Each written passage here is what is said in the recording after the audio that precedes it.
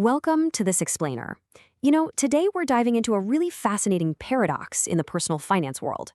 We're going to explore why the classic, widely accepted advice of extreme frugality often leads directly to total budget burnout, and exactly how you can fix it.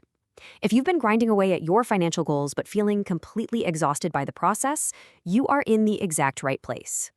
So, let's jump right in.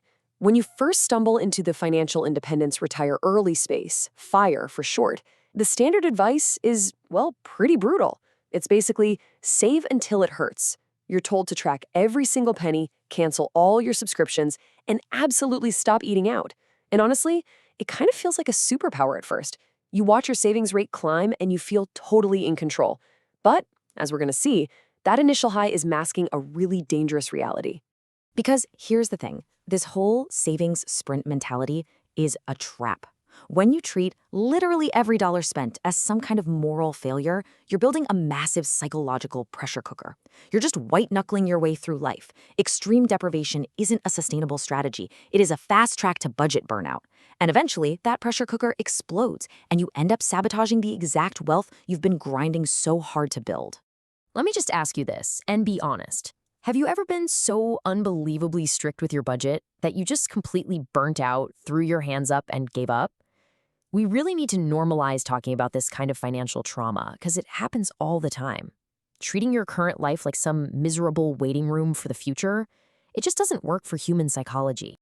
I mean, we've all been there, right? You run to the store for a basic necessity, let's say laundry detergent, but you've been depriving yourself of absolutely every joy for months to hit some spreadsheet goal. So you snap. You walk out having blown $300 on candles, throw pillows, random snacks, maybe a new coffee mug, just to feel something. That right there, that is the pressure cooker exploding. And over time, this builds into the absolute biggest danger of living in a scarcity mindset. The real risk isn't actually that you're going to run out of money. The biggest danger is that you literally forget how to live. You stop seeing money as a tool to improve your life, and you start seeing it as this precious thing that just has to be hoarded out of pure fear.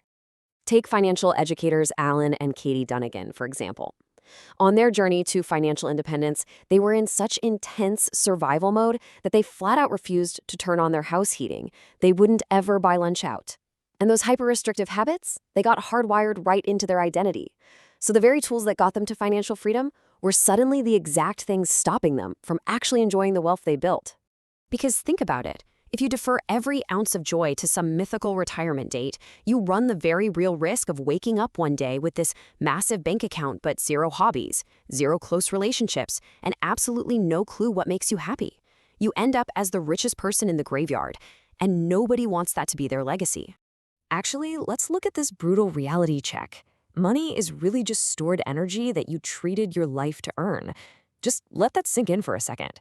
If you just endlessly hoard that energy out of fear and you never use it to buy back your time or, create some joy today, what exactly did you trade the best years of your life for? So, how do we fix this? Well, escaping this trap requires radical transparency with your numbers and utilizing something called a fun budget. Now, I want to be super clear here. Having a fun budget is not a lack of financial discipline. It's actually your ultimate defense mechanism against budget fatigue. It is the exact thing that keeps you in the game for the long haul. Let's look at a real-world example to see how this plays out.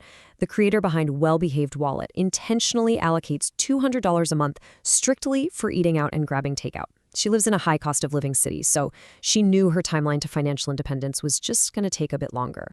So, instead of white-knuckling extreme frugality and being totally miserable, she budgets around $800 for groceries, but specifically carves out that $200 fun slice. Having that dedicated slice is what makes her day-to-day life actually pleasant and sustainable, while she continues to build her wealth in the background. Now, taking things to a completely different scale, let's look at another case study. We've got an ex-big tech software engineer raising a family of 4 who actively allocates a massive $1,400 every single month strictly for fun. And the math on this works out beautifully. See, he keeps his baseline expenses incredibly low. He's got a paid-off house, they drive reliable used cars, so the family's total monthly spend is just $5,000. But out of that $5,000, a really huge chunk is fiercely protected purely for enjoyment. That $1,400 slice covers the streaming services, music festivals, road trips, and yeah, even those random late-night Amazon purchases. And because it's already pre-planned in the budget, it is 100% guilt-free. It makes sure the whole family stays totally aligned on their financial goals without anyone ever feeling artificially restricted. So, quick pop quiz for you. Do you view your budget as a tool to restrict your life, or do you see it as a tool that gives you permission to spend? It's a massive paradigm shift. When you start viewing your budget as a line item that explicitly grants you permission, you literally never have to feel guilty about ordering sushi on a Friday night again. You planned for it, so enjoy it. The final piece of this puzzle is actively training your brain to embrace abundance. Look, if you've been a frugal martyr for years, just the physical act of swiping your card is gonna feel uncomfortable. Your nervous system is literally wired to hoard right now, so you have to actively, intentionally train your brain to actually practice spending. Here's a great way to do that. Remember the Dunnigans? To break their extreme habits, they created this brilliant rule. For every 500,000-pound milestone they hit in their net worth, they agreed that they absolutely must spend 1% of it on pure joy. No exceptions. They literally had to force themselves to spend heavily on fun just to break the cycle of mindlessly hoarding wealth.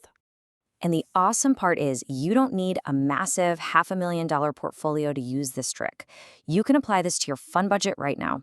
Make it a mandatory assignment to spend money on things that bring you a perfect 10 out of 10 in happiness. Go upgrade those worn-out running shoes, treat your friends to a really special dinner, buy those concert tickets. You've got to learn how to spend heavily on the stuff that actually lights you up. Take a second and really think about it. If you started the 1% rule today, what ridiculous hobby or local festival or weekend cabin trip would you spend it on? Just visualizing that joy is step one in rewiring your brain out of that scarcity trap and into a mindset of real, sustainable abundance. I absolutely love this concept. The extraordinary is always rooted in the mundane. The future version of you, the one who gets to make these amazing, free, totally autonomous choices, is built entirely by the small, joyful, balanced decisions you're making this very week. It's that day-to-day balance that actually guarantees your long-term success. At the end of the day, it really comes down to a choice between two paths. Financial independence is not about hoarding the highest possible score on a spreadsheet just so you can finally start living when you hit 65. It's about using money as a tool to reclaim your autonomy, your time, and your joy, right now, today. So if you're exhausted, stressed out, and feeling a wave of guilt every single time you pull out your credit card, please give yourself permission to ease up. Drop the extreme frugality. It is not serving you. Build a fun budget and stick to it. It's going to protect your wealth building journey way better than deprivation ever could. As we wrap up this explainer, I want to leave you with one final thought.